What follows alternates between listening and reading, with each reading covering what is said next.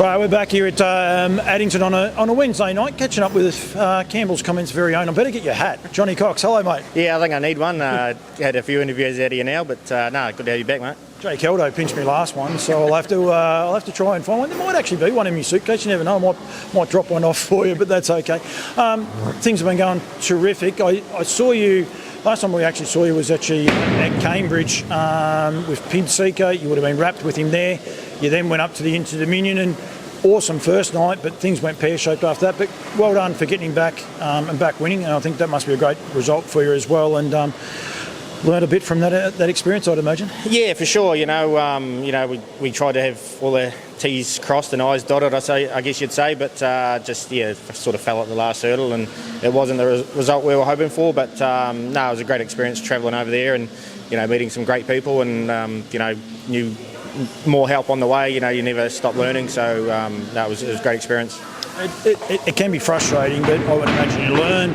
One of the things people don't realise, Albion Park's a bit flatter, so the camber plays a little bit in horses touching sulky wheels as well, doesn't it? Yeah, it does really, but like the second night he was on the wheels before the gate left, so I thought I'd driven a special second line to the 1-1 after 100 metres, but that all went out the window after another 500, and the big fella had other ideas, and just his brain sort of couldn't comprehend what was going on, and we did, like everyone's seen the result, and I haven't watched a replay. I'm too scared to watch a replay, but it is what it is, and he's back and he's been trialling good, so hopefully we can put a good foot forward on. What do you aim with him? He's on Friday night.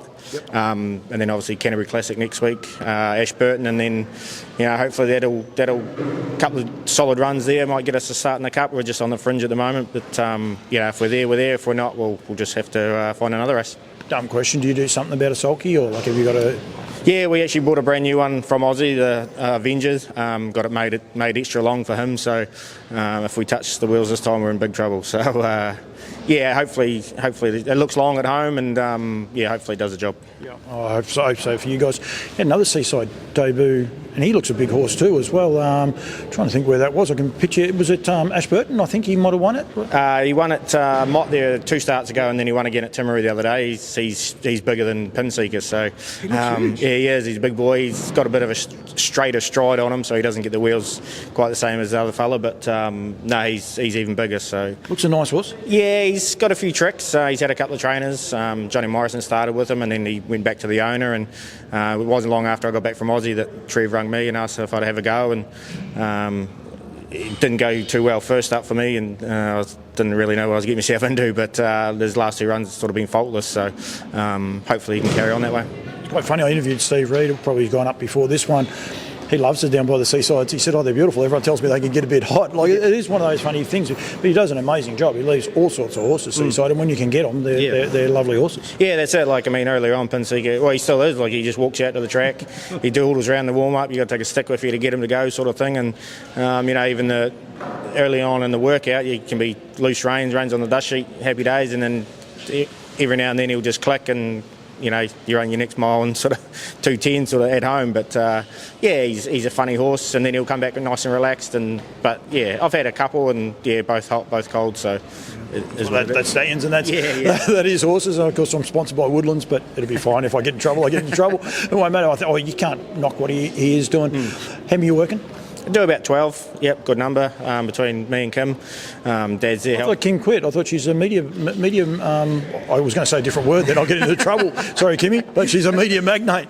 Yeah, no, she's part-time HRNZ now, so she's still got a few at home. Obviously got the yearlings that she got from the sales earlier this year, so they're coming along nicely, and she trains a couple of her own. Masterclass, and another one, Mickey Brown, he's having his first start on Sunday, so she's doing pretty well for herself actually. And how many are you working? Yeah, just 10. Yeah, they just work in together. Dad's there to help in the mornings as well, which is great, and it's a good team effort. Are you doing that full time now? Yeah, just solely that. It's just sort of at times, I worked for Stonewall and did a wee bit for Hayden and Amanda Cullen, and just sort of felt my ones were missing out a little bit, and then we were sort of getting a few more here and there. So, sort of to be fair to my owners, I, decided that the best option was just to go full time at home, and I think it's paid dividends. I was going to say, you're glad you've done it, but by the sounds you are. And mentally, does it help you a little bit when you're not probably rushing off to one of the stables to do their horses, and gives you a bit of time to sort of think and breathe about your own. Yeah, like it worked out quite good. Take my wee girl Kenzie to school in the mornings. Well, I sort of did before Kim went part-time at HRNZ, so we sort of share that now. But yeah, at the time it was always rush to get her to school, go to somewhere, and then rush home and try and get mine done. If you had workouts or trials or races or something like that, something always missed out, and like I said, not fair on our owners. We've got good law owners, and it was sort of the main reason behind going out on our own full time. I think it's going pretty good. Some great owners, including the guys that own Pinseeker. They're terrific. Driving's been going terrific. You must be happy with how that's going as well. Yeah, probably leaving those stables, might have cost me a few drives here and there, but like I said, we've got a few of our own, and I sort of pick up drives here and there, and sort of maybe one-off drives, but if things work out, you get to stay on next week or something like that. But no, it's going all right. Couldn't ask for much more with the way things are going, and bit of a pinch hitter too for some of the other stables as well. Like you drove one for Hayden and Amanda tonight. You don't drive all of theirs, but you get those sorts of drops. Stonewall the other day as well. Yeah. So you're always thereabouts in the conversation. So you never know what could happen, especially when the good money's on offer. Yeah, that's it. Always happy to drive for anyone really. It's you got to make the most of your opportunities, and some are good or some bad, but you just say yes, turn up and do what you can do, and like I said, hopefully you get on next week, and if you don't, well, you just wait your turn. And we discussed this earlier. Timaru the other day drove a double, I think, earlier on, and was it Crossy who was calling? I can't remember who the caller was, but made comment about there's nothing you can't do because you also caught a driverless horse.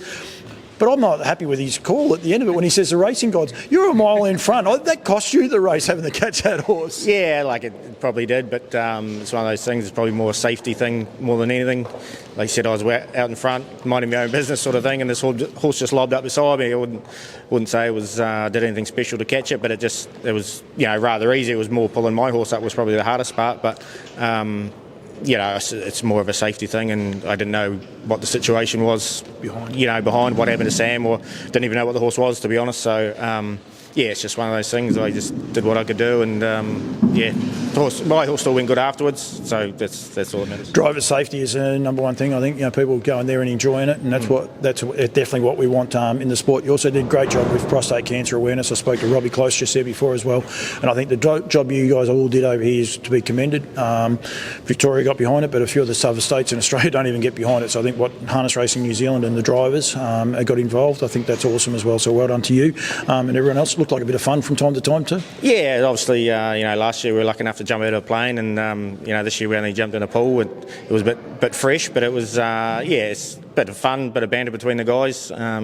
It's good to meet up. Don't often catch up with the Northern boys at times, and it's all for a good cause. And I think me and Robbie and Blair have done it every year. It's been going, so it's not hard to do. We just pull the pants on and drive and try and drive as many winners as we can, and obviously Blair and Goose do a great job, and I just toot along at the back and pick up a couple here and there, but no, like you said, it's all for a good cause, and we raise good money. I would have had any money on a market. Rory would have been the last one out of the pool. Sort of fits his dynamic, doesn't it? It does, really. No, he was telling us before we done it, he would stay the longest. He does a lot of meditating and a lot of swimming and all these other things he was going on about. But no, one of the great people in this industry. It's one of the best interviews still. I still reckon Timmy Williams was setting me up initially when he said, got to go and interview him, he'll be a great story. But it was just, he's a ripper guy. Yeah, he's a great guy. He's down to earth and talk to anyone and do anything for anyone. So no, he's great to have on those sorts of trips. Coxie, thanks for the chat. It's after the last. You're not quite last to leave, but I do appreciate it. Kimmy, this is where he was. He wasn't going for a drive-through or anything like that. This is where he was, but really appreciate it. You're always great. Kimmy as well. Matty Markham as well. So if I don't catch up with Matty, because I'm some chance he won't be happy with me, but I do really appreciate whenever I call on you.